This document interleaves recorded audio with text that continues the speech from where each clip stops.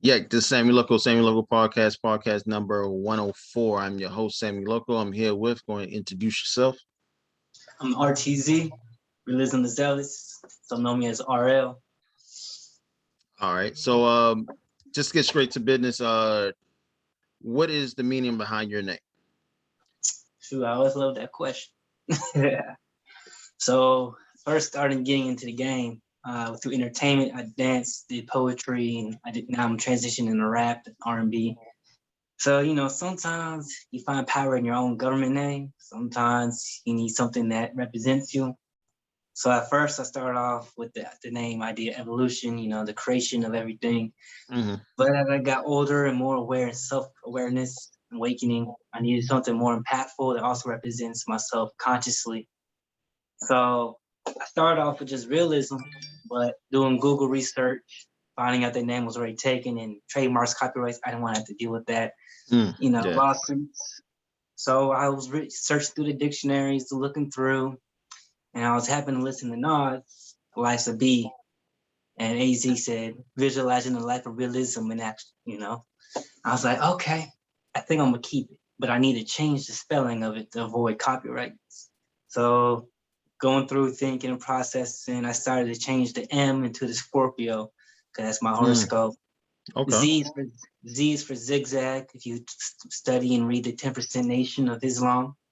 And then exclamation point, self-explanatory. And then the dollar sign represents self-awareness and financial stability, generational wealth. And then the A in realism, the A in zealous, and an A in the is actually the 4 points, 4 corners of the earth, north, south, east, west. And then the north and east star, which is the star Bethlehem and the star that led our people to freedom. And then the zealous, if you know, zealous means to be filled with. So therefore, and so, throughout business meetings and meeting people, and I say my name, hey, Realism the Zealous, it's a mouthful. So I just went with RTZ for short, and then at the beginning is exclamation, at the end is a question mark. So, yep. Cool. That's pretty deep. That's pretty deep. So how deep are you into your religion? I don't follow religion no more, spirituality. Okay, spiritual. Okay. In general sense, yes, religion. But as most Black communities start with Christianity, and that's all I know. But through Christianity, I recognize faith, understanding your consequences, and there's a counter action for every action.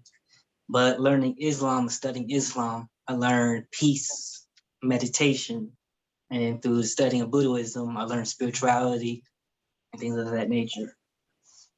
What's one thing that because there's a lot with Buddhism, what's one thing that you take with you every day of your life?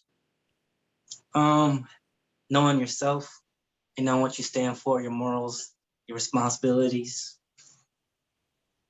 Okay. All right. So you're born in Boston, you end up in Kansas. How does that transition happens? Parent situation or just a new scenery for you? Parent situation, but I'm open to it. I've become more mature about it, and I've just had that sense of forgiveness. So, long story short, unable to be with my parents, led to foster care. But I was blessed to have aunts and uncles who were able to partake in caring of me. So the ones that said yes, because my biological father, who finally got word of me, needed me and wanted me to be around family. He didn't want me to be lost in the system. So respect to that. So that's where that forgiveness came in. Because at first I was angry, as most would be in a father-son situation. So these uncles out here in Kansas said yes, and I've been out here 20 years now, my 25 years. So, and every spring and summer, sometimes in the fall, I go back for like a couple months to visit family, things of that nature. How what's the difference between Boston and Kansas? Like, is there a big difference, or it's just like night and day? Well, one good similarity would be the weather. Oh, okay. It can be hot, cold, tornado, and a rainstorm at the same time. But culturally, when it comes to minorities, it's There's not really any difference. It's just knowing your culture. For example, in Boston, you have the Freedom Trail. You can research that, what that means in Black history. Okay. In Kansas, there's plenty of Black history, Native American history in both states, and things like that. But in every community, Black, Hispanic, you're gonna have your crabs in a barrel. There's some more opportunities out there because you're closer to New York, you're closer to Vermont, New Jersey, the East Coast, you're closer to. So you have more opportunities out there and more chances to make it versus out here. So. Okay, so where did you pick up? Well, what's the first thing you pick up first? Was it making music, dancing, or spoken word? What was first for you? Well, I actually use the number 13 as a significant number for me because the age of 2013, at age of 13 is when I discovered my God-given gift, and that was the rhythm, expressing myself mentally, emotionally, physically through movement, which is dance. Because sometimes at that point I had a lot of anxiety, so I couldn't vocally express my feelings. So I used it through movement. As I started reading more, I just realized and discovered that I'm really doing really well in English class. I was straight A's in English. I did really well in creative writing, but I didn't know what it was. So by the time I hit 13, my English teacher, who I can't remember, my bad. But we were studying pros and cons, thesis, learning figurative language, different writing styles, short, long story, narrative, etc. And so as I'm doing my homework, doing curriculum, I was like, man, I'm really picking this up really well, learning rhyme words, rhyme schemes. So sometimes she would ask us to do something just out of your own mind, create your own little poem or create your own little story, because we were studying Shakespeare, etc.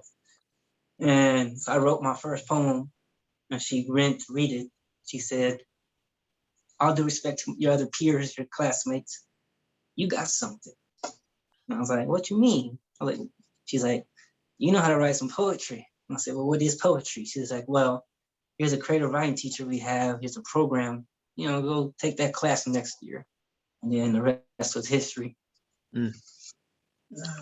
So in poetry, most people write from other people's experiences or your experiences or just your environment. Which one was for you, or was it all three for you?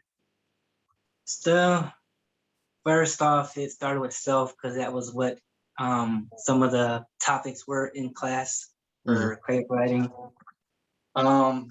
Being through that program, I got to go because I went to school here in Olathe, Johnson County, but I got to go to Kansas City, Missouri, St. Louis, in different poetry clubs. So I got introduced to Louder Than Bomb. I got introduced to the poetry scene in Kansas City, spoken word scene, and I really started finally learning, understanding the culture. And so I basically sat down as a student to teacher, and there's a lot of names. I'm not gonna go through the list, but they know who they are, and they really helped me understand spoken word and poetry. So at first it started with I-type poems and heartbreak type poems, but I learned it's a cliche. And so I started realizing and studying hip hop through the years, listening to hip hop, R&B. I learned that, as you probably heard, rap, rhythm, art, poetry was an MC, master of ceremonies. What's the 5 elements of hip hop? And so I realized I could use this pen and paper to write a story about my fellow communities, for those who are voiceless. So that's why I started transitioning to writing things other people. So when it comes to the dancing, are you more freelance or I wouldn't say I'll let you say that, but what kind of dance move or dances you do, like? Well, as James Brown said, there ain't no style to my genre. There ain't no name to it. Okay. RTZ. But in a general sense, without being selfish, you can say it's popping, locking, crump, b-boy, but mainly freestyle, street. But there isn't really no name to my style. I just I guess I don't know what it is. I'm still trying to figure it out. But within the music, transitions to dancing and producing music, you have an ear. So when it comes to dancing, most dancers probably hear the first two beats of the rhythm of a Hmm. song.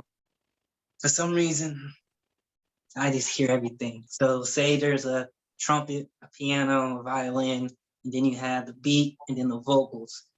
I'm able to pick all that up and move my body. My left arm does the trumpet, my left arm does the violin, my legs do the piano or whatever. And so that's what standing me out from most dancers. People would say, you know, how you moving your body like this? How you hearing this? Like you're 2 seconds ahead of the beat, but you're on rhythm things. Like you're something different. So I guess that really motivated in a sense because sometimes you can be like somebody else. You can be the next of so and so, but it's better to be yourself and create your own thing. Feel. So how many times do it take for you to get the dance moves perfected with the song? Do you have to listen to it over and over, or you just go by, one take? How do you do that? Um. Well, the first I've been doing about 14 years, so maybe the first three I had to do a lot of routine and practice choreography. Hmm. Because I did struggle with being on beat and being on rhythm in music and in dancing, which is ironic and funny now to think about it. But so at first I wanted to perfect my craft, and at first I wanted to be in the industry of dance, the ballet and the contemporary. I realized that that industry, that classical form of dance, really don't understand street and hip hop.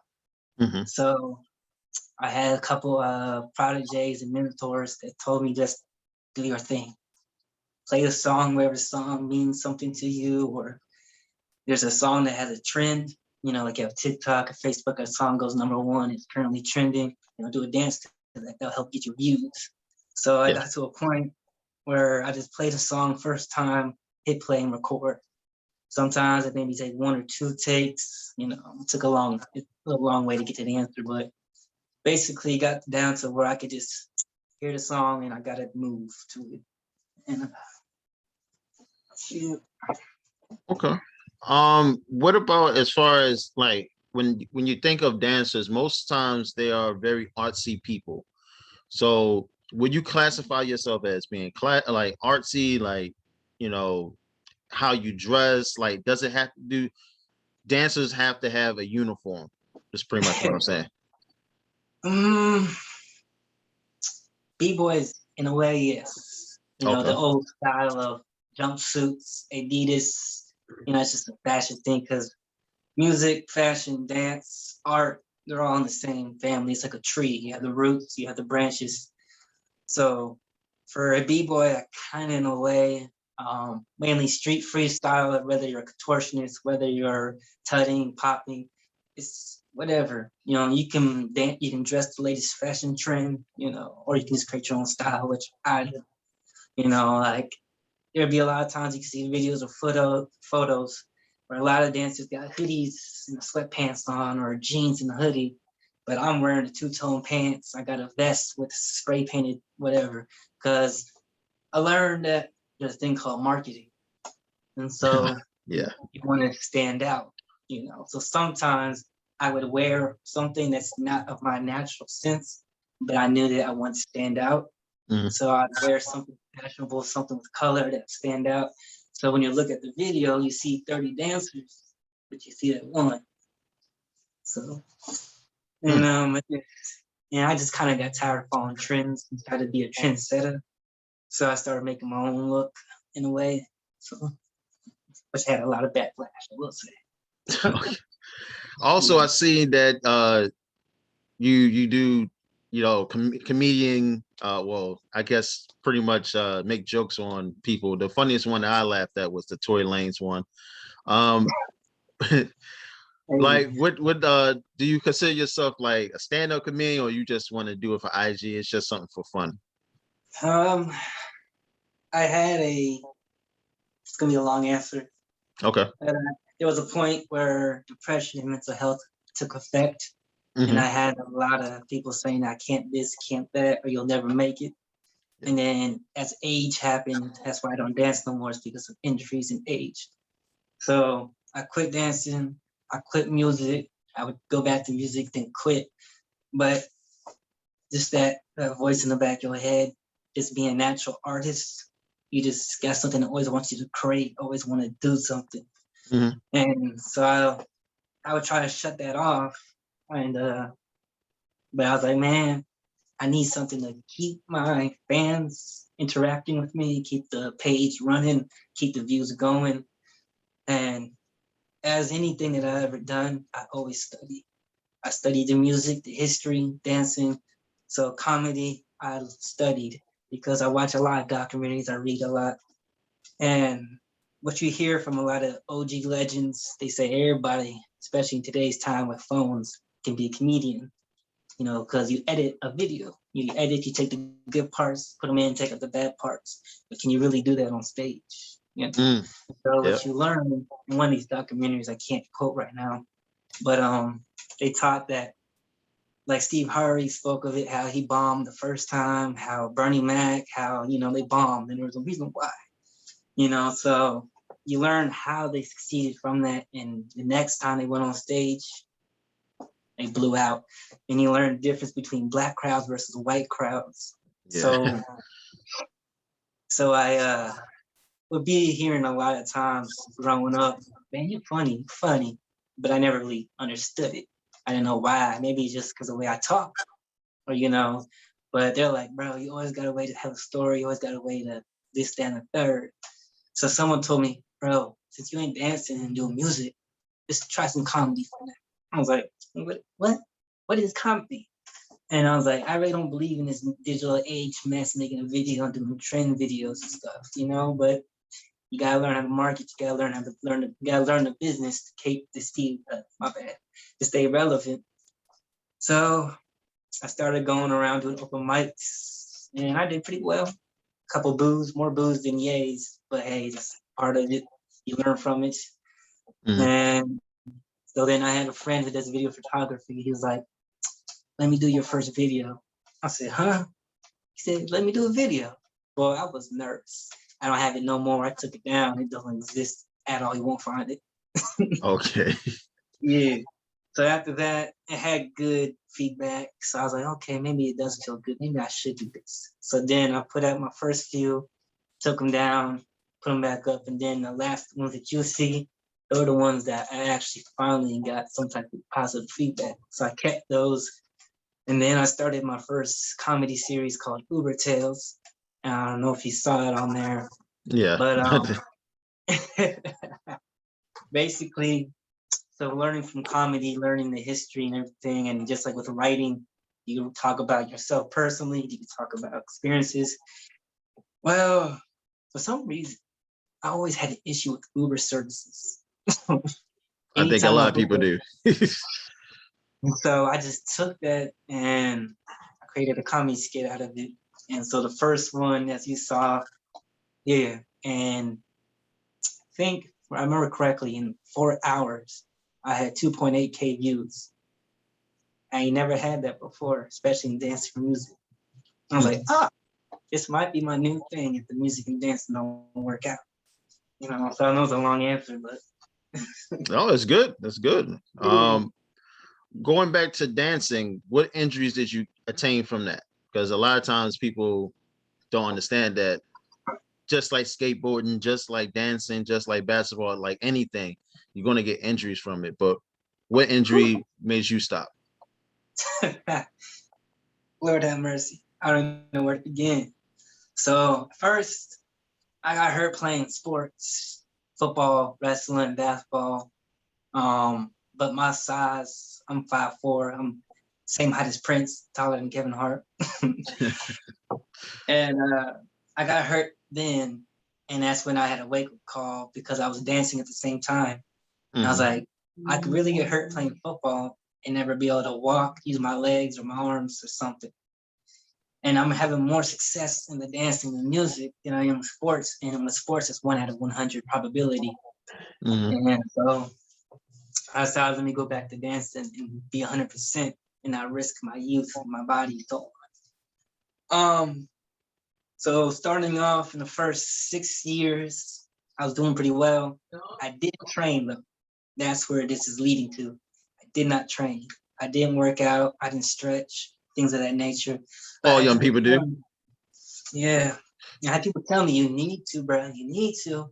But I wouldn't listen. So I had a couple specialty moves. So like I said, I had different varieties of dance styles.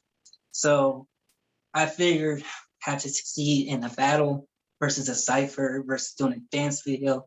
I showed different styles. So when it came to battles, I would do more b-boy, more stunt tricks, doing flips and so on. So there's a trick that I used to do, I can kind of still do. And I have video on it on Instagram. I do a backflip and I intentionally land on my back between my shoulder blades. And I pop back up and transition to something else. Hell no. Hell no. So I went to practice it to, to have it down 100% because I wanted to present it to the crowd. So I was at home, in my old house, and I did it. I didn't land right. And basically I sprained something right here in my neck and it paralyzed my shoulder. But I said, I'll be all right, I'll be straight. I went to the show and I did it again. I landed it, no issue. The next day, it hit the fan. So I had no insurance, but I went to urgent care. I found out there were some more things wrong than I thought. But eventually, God was good and He let me heal from that. It's just my shoulder ain't never been the same, So. Damn. Yep. Nah. So, whew. And then, so that was my first major injury. And I didn't learn. Most people don't learn from their lessons. Of course. So I was at a show. It was one of my biggest shows I had. I was doing an audition for Missy Elliott. And she wasn't there, but it was like an audition, Oh, damn. Yeah. Okay. I'm glad she wasn't, though. So you ever been to an auditorium, at school? So you know how high that is? Yeah. My goofy self, that'd be a great idea to jump off the stage and try to land on my knee and on my elbow doing a b-boy move. I hit the floor. In my mind, I had it, but the crowd said otherwise. My knee just... And so that was a good 3-month process. And then after that, it just, I had to sit down for a long period of time, which led, as I mentioned, to depression. So that's when I started transitioning and focusing on the music and comedy and doing that. And then about, I think maybe 3-4 years ago, I decided I'm gonna try to make one last comeback. I can't remember what it was, but I had like a dance battle. I figured I could do it. Figured I was up to the par. Nah, man. Went to a parking garage, which is straight concrete, which most dancers dance on. Even b-boys, we spin stuff on concrete. And I was doing something, and the same knee, it went out. And after that, I couldn't do it. And then I had back injuries here and there, but that was from sports and working this 9-to-5 job, working warehouse construction. So that would do it. Yes, I broke my body down. So I had to eventually make the announcement and retire. People weren't happy, but shoot. So pretty much what led to depression was pretty much something that you had to deal with because of, injuries, or was it regret or what? First it was kind of injury. Then it was more of this is my life. It's my bloodline. This is all I know. I can't do it no more. So, it's like anything in life. If that's all you know, like someone's an athlete, all they know is football or all they know is basketball. And then that just is taken away from them, whether it's tragic, something personal. How you gonna transition and create a new life? So, So how you dealing with that today? shoot, I'm good now. I got a lot of positive influences. I got my ride or die on my side. So, Okay, congratulations. How long it been? yeah, it's been about 10 months. Well, we've been dating 10 months, about 3 month engagement, 3.5. We've been married in 2023. Okay. Well, I Yeah. mean, that's a big commitment right there. That's going to get you on the right path. So that's always good. What about as far as music? I see that you have. I want to make sure I'm saying it right. The Heartless Anniversary. You. Tell me more about that. Oh, here's a funny backstory. That's a freestyle. Okay. One take. One take. Mm. I had no song idea about it. I really didn't. I just hit up one of my co-producers and my engineer, and I was like, "Bro, I need a sample. I just need a R&B hip hop type song.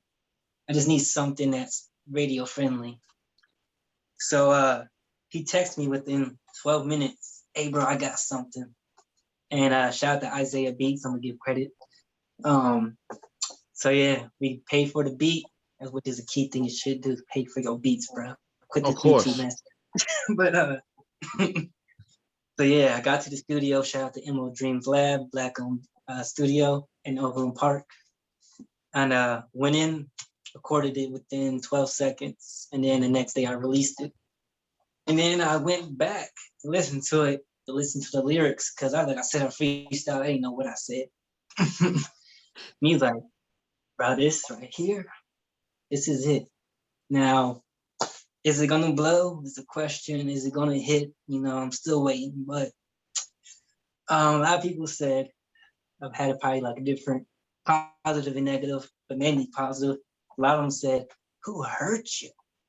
Because like you're engaged. Who is this about? Is this about an ex or something? Like I saw I wanted to make a song for those who go through heartbreak, go through relationship issues and things of that nature.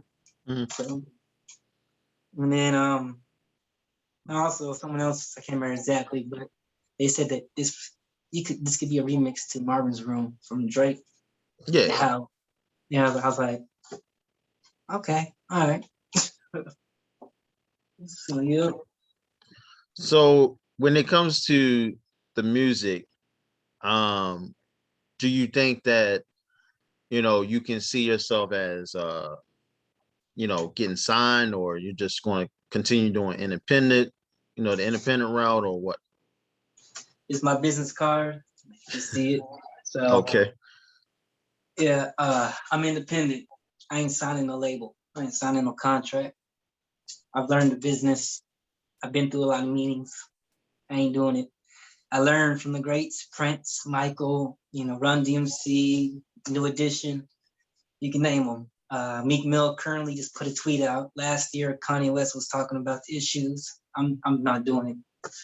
Like I'm doing my own thing. And I just was actually having an interview not too long ago about this.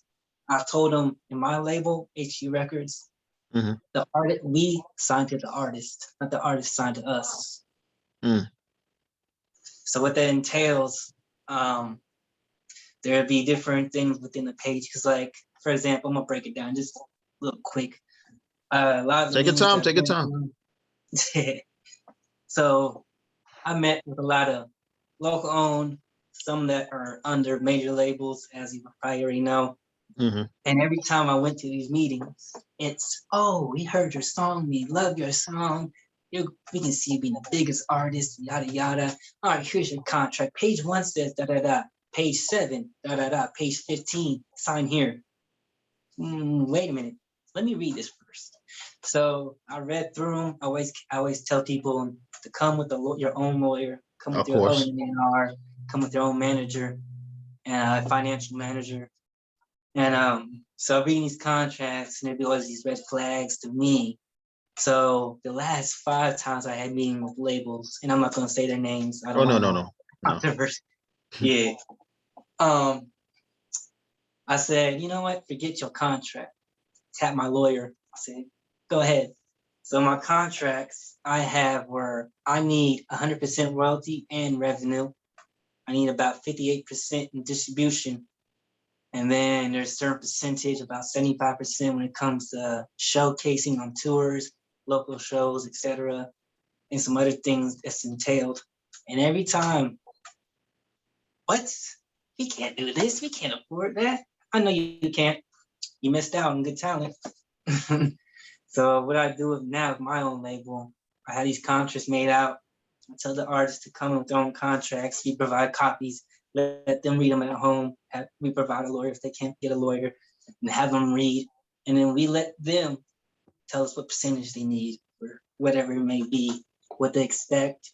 And then we then negotiate how much we're going to offer you up front, like any label will do, 150K, 2.8 mil, whatever, and things of that nature. And we also, in our contract, are guaranteed to give you a copy through letter written of your expenses, what was spent through hotel, touring, the props, because that's what in the past until to this day, an artist gets signed on, does a 1-year tour, then it's time to get paid $1.50, $20, $100. Where's the rest of my money? Oh, you never heard about expenses? You wanted to do a video shoot, you wanted to do a commercial, didn't you? And so yeah. So I let my artists have financial freedom to their contract, and they own their catalog to the day they sign. The first day they sign, they own their own masterings, they own their catalog. Mm. What about when it's time to recruit as far as your label goes? Because that's what happens most of the time. For instance, Meek Mill situation, he signed to Rick Ross, he signed to somebody else, and that's considered a 360 deal. So how do you, as you give them a certain amount and they fuck off on the money, how do you deal with that?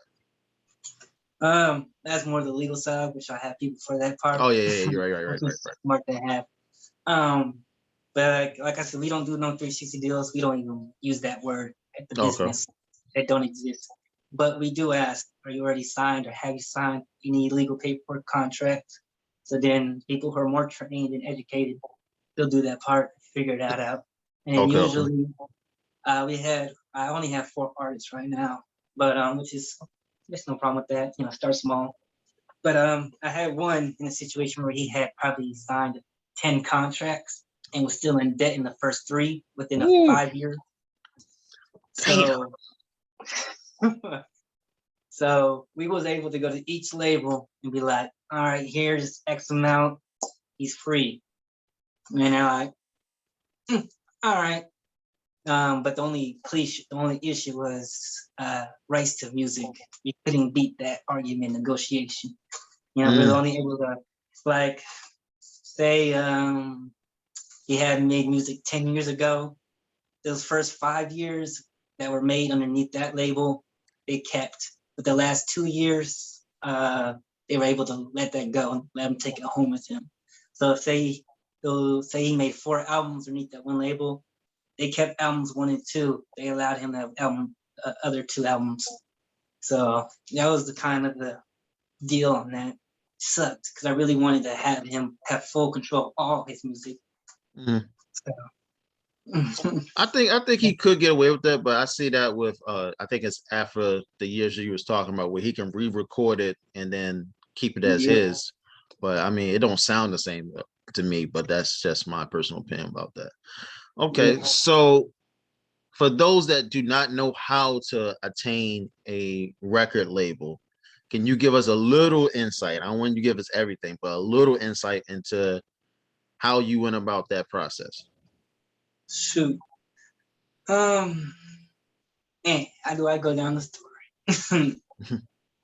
First, like most rappers, I started off had that kid dream. Ooh, I want to get signed to label. Ooh, I want to get signed to sewing label. And I went through that process, learned, got myself screwed.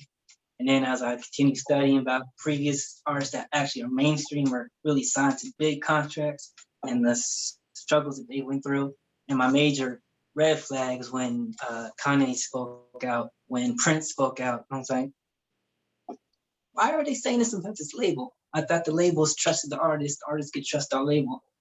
I was wrong. I did not know. Now I know, and I'm glad I do at 25 years old. So really, like I said before, reading the contracts and really confused on a lot of things. So I started going on to online services. You can Google it, how to create your own contract, and it provides you the template. I wish I could give you some websites, but I could probably tweet them to you, Instagram to you, message. Okay. Yeah, there's some links, free services. You don't have to pay nothing, or if you want to have continuing service, they will always renew your contract X amount of years through the service fee. But yeah, so I just started creating my own contracts, then Googling lawyers, going through the process of interviewing lawyers who I can and can't trust. You have a lot of money hungry ones. It's like, oh, we'll help you. And then they help you, and then like, all right. I'm like, well, what? So I went through all that, and that's a good thing. And the key thing is to research, educate yourself. You can talk to two people, and they both give you that success story, and in reality, in the back of their mind, there's the thing about how to scam you when time comes. So don't say yes to the first two or even the first 10. Go through all 10, and then just calculate it. What I kind of do is create a bracket, like a final four, create a bracket. These 5 here, they said they can do this for you. These 3 said they can do this. These 2 said that they'll do this. And then this one will sacrifice themselves to make sure that you are more successful. And at the end return, you make $1 million, make 100,000 or however much. They'll only ask for a little percentage. That's the person that you can lean towards and be like, I can't trust, but I can trust, because you're not asking for money. You just will tell me in due time to pay me back. But right now, I want you to make the money. So that was a great educational thing right there. What about as far as people that when is the time for them to know when to stop something? Because we just went down a whole list of everything that you had to stop, whether you wanted to or not. What would you say to the kids out there that say, okay, I'm not a good rapper, but I'm a good engineer or producer? How would you go about that thinking? First off, it's a you thing, mental. And also it involves, and it kind of can involve your peers. Say that you spent 10 years doing the same thing. Here's an example that I like to tell and talk to people about. Drug dealers. You've been selling drugs for 10 years of your life. Those 10 years you keep getting caught and getting arrested. Something should tell you that you're not good at it, and you should find something new to do. So in the artist aspect of that, you spend 10 years and you only get one play, and no one really wants to hear you talk about your music. It's like, either you can look at, is it something I'm doing wrong? And if you have no one on your corner to tell you that, you'll never figure it out. Because we do have, unfortunately, in the community, a bunch of yes men, hype men that hype you on and not really be upfront with you and be like, bro, this, So, like I said, if it's 5 years, 10, 20, 2 years, as you're trying to pursue whatever it is and it's just not hitting, within that, find some time to discover, learn new abilities and skills and talents. Take that time to try other things. So like with the music, you could try rapping for however many years, but while you're rapping, you're watching the producer and the engineer and asking questions while you're in the studio. Go online, because we all have phones. Your phone is a powerful tool. You can use it for the right thing or the wrong thing. So you can look, you have YouTube tutorials, you have Google, you have Bing, and just Google how to make music, what is BPMs, the right types of programs and softwares and editing tools. Just learn that thing. So if the music doesn't hit, if it's been 5 years, it's been 10 years and nothing's hitting, well, in those 10 years, you've been producing on the side. That's the benefits of a finance that you're making. You can make some type of money that way. So at that 5-year mark, so usually the average person will create a 2-year plan, a 5-year, 10-year plan. So once that 5-year hit and nothing happened, well, clearly maybe you're in the wrong business. Maybe you don't got the talent or you don't have the right connection, because now we're in a time of who you know versus what you know, quantity over quality. So since the music ain't working and no one's really playing your music, well, it's just transition to producing and engineering. And if you've been having more clientele through the producing and engineering, clearly that should be your go-to at that point. I mean, because to this day, I could run as somebody who's 50, 30, 40 years old, still trying to rap. Oh, You yeah. know? Yeah. Like, bro, come on now. Hey, I mean, there ain't no real age to talent. You know, I mean, I look at Tom Brady, you know, I mean, he's at home still playing football. I mean, they tell you the retirement age for running backs is 32 years old, but that's just the age that they set. But if you're still training, you can still play to your, you know. I mean, we still have Adrian Peterson out there. He's about to join the Titans. So, I mean, it is what it is with that. So, age really ain't a number, but, you know, sometimes you got to be, you know, logical. Common sense about it, too. Okay. I'm going to go back a little bit. What did you learn about 2020 and how was it for you? I actually didn't experience 2020, my G. I was in during that time. So, yeah. Ooh, okay. Don't want to talk about that? I won't put details, but like most, I had my mistakes. I fell for the trap, you dig? Just trying to find the easy way, throwing away my talent, which is another thing. And not listen to my parents. That's a key thing. Listen to my elders. Being young, just trying to have fun, got caught up some things, and those were 4, 2, 3 years ago. But in the system, they build cases on you. They let things build up, then they hit you. So I'm finally getting free from the system and the courts and focusing 100% now on the music and the business. So. Okay. At least we all learn from that situation. What about the hide and seek video? Me and you was talking about it off camera. How did that, you know, came about? Well, that's the thing. Getting to know people and getting your name out there. So like I said, I've been dancing for 14 some years, music 12 to 14 years. So like I said, I've been retired 2 years. And in those 2 years, I haven't put out a single video, but I still have videos out there. And those 13, 14 years, people have seen what I've done and respected it, loved it, cheered me on, supported me. So Frost, who knows people that I know of, was doing a video, I guess, as you interviewed him. His brother's really pushing him to focus and get the music going. So they told me when I showed up to the video shoot, they had someone else to do the dance video or do the dancing part. But he did a no-show, I guess, or something like that. So last minute they hit me up, and the answer was yes, because I've always been business-minded in anything that I always do. You ask me to be at the studio at 7 p.m., I'll be at the studio at 6 p.m. And if it's a 2-hour session, I'm gonna stay 30 minutes later.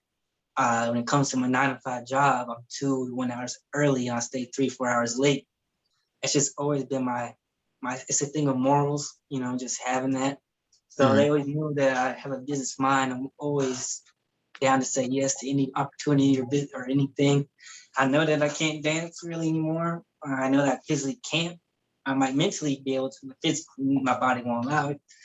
But I said, shoot, this could be fun.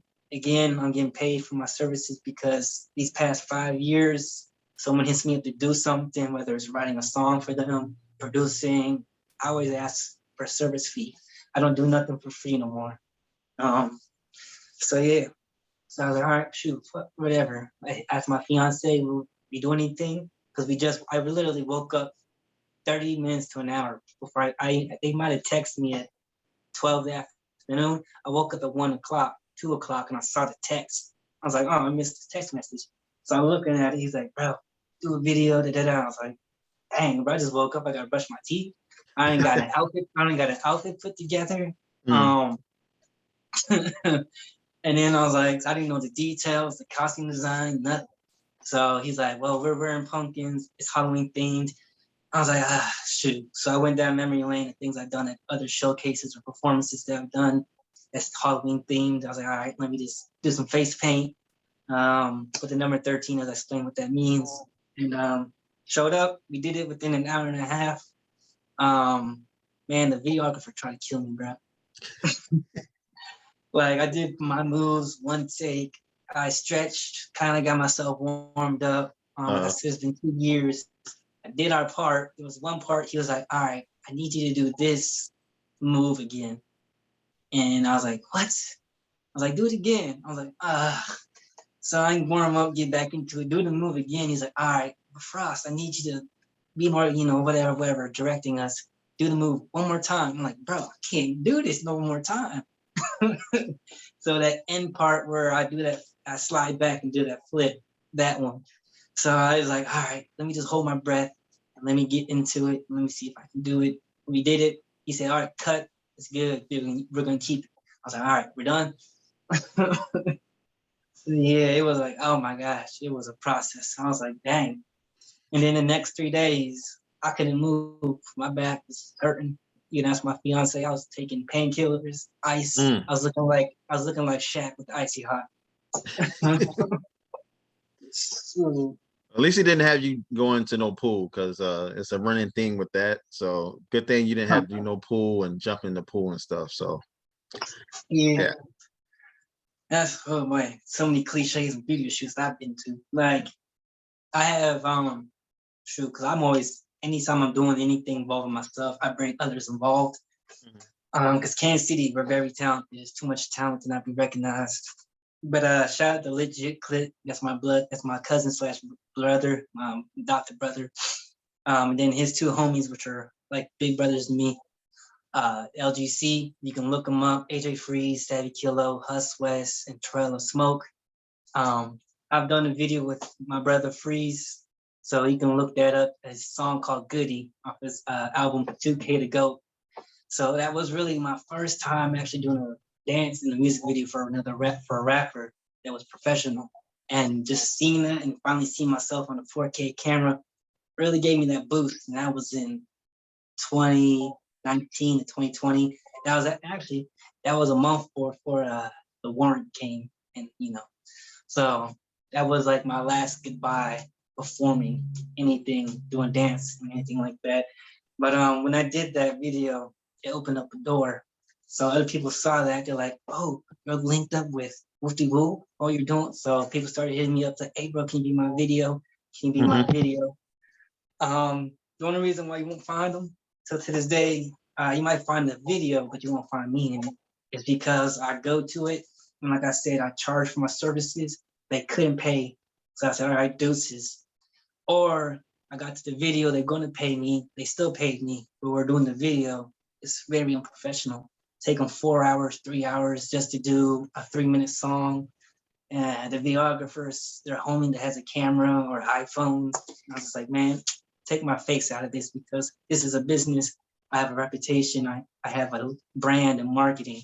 I'm not going to be attached to it. So. Makes sense. Makes perfect sense, because one mess up can really mess up the whole career pretty much, or have people stop hitting you up. So I completely agree with that. We're gonna do a game called That's Loco. It can be all types of crazy things that just pop up and stuff like that. So the first one is, what food do you rather have? Would you rather have Mexican food or Caribbean food? Caribbean. Okay. Gotta go to my motherland. If you was offered to have two things happen, you can have, well, since you know sports, Aaron Donald tackle you, or have Donald Trump, well, sit down with Donald Trump with dinner.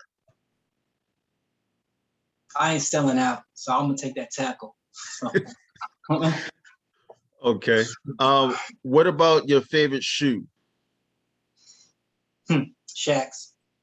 Oh, okay. Yeah. All right. Which ones you like the most? It don't matter. I'd rather spend $10 on a shoe versus $300-400. I no disrespect to Michael Jordan and the brand and everything, but it's just as a Black community, the whole Jordan thing and they ain't getting my dollar. I'd rather spend my money on somebody who owns a brand or business that's really putting their dollars towards the community. So Fubu, Shaq's, Starberry, you know. So Everything Black owned. I feel it. I feel it. yes, sir. If you had the chance to do, well, a feature with somebody, who it would be? Man, it's a hard one. Music wise, it'd be either between Lil Wayne, Nas, or J. Cole, Tupac if he was still alive, JID, Earl Sweatshirt. If it came to dancing, the Lay Twins, Jabberwockies, who I got to meet, but I didn't really get to do anything with. So yeah. Okay. If you had to do spoken word, name some people that you would love to see in the crowd to feed off energy off of. Family would be one. If I could put a mirror in the seats myself. Okay. Langston Hughes, Walt Whitman, Maya Angelou. Okay. All right. Tell me one thing good and bad about Kansas, besides what you already told us already. Shoot. It's a legal system when it comes to certain things being illegal and legal. One thing I don't like. Just in the general Kansas sense, the weather, the roads. So that's one bad thing I wouldn't like. What I like is the culture and atmosphere. You know, even in the bad, you always find that good. So. Okay. And your last one is your favorite place to go besides Boston and Kansas, like your favorite vacation spot or whatever it may be. I enjoyed going to South Carolina and Alabama, getting to see, you know, the old history things, because I got grandparents that come from. So I got to really see the fields and see things of that nature and really absorb that. So, and that sweet tea in the South, boy. Yeah, you ain't lying about that. That's some good, that's good shit right there. I ain't gonna lie about that. Tell us about the future for yourself. Like what's going to happen so your fans can know, you know, what's going to happen next with you. If the music doesn't take off, if comedy don't do it, I'm hoping it does. Just know that I'm in the backside running the business, doing somebody else in the music business, passing on my knowledge, you know, and just taking care of family, things of that nature. And I'll probably just use my platform to, you know, speak to the masses, even if I ain't entertaining you anymore. I can, you know, I got the numbers, I got the fan base, so I can still use that to speak to people, whether it's mental health, whatever it's Black community based, consciousness, Black economics, etc. All right. Give them your social medias and social media accounts. All right. IG is Rtz.Rl. My Facebook business page is Rtz ? You can Google the label H.D Records. You can I have to send a link from my website design business to website to that. For some reason it's hard to find through Google. But I am Google verified all my businesses and everything. YouTube will be RTZHD as one word. I don't have a Twitter. And and then on my music platforms, whether it's Tidal, iTunes, Spotify, Pandora, etc., is !RTZ ? And then SoundCloud will be the same thing. Okay. So that is a wrap. I'm your host, Sammy Loco. This is podcast 104, and we're out.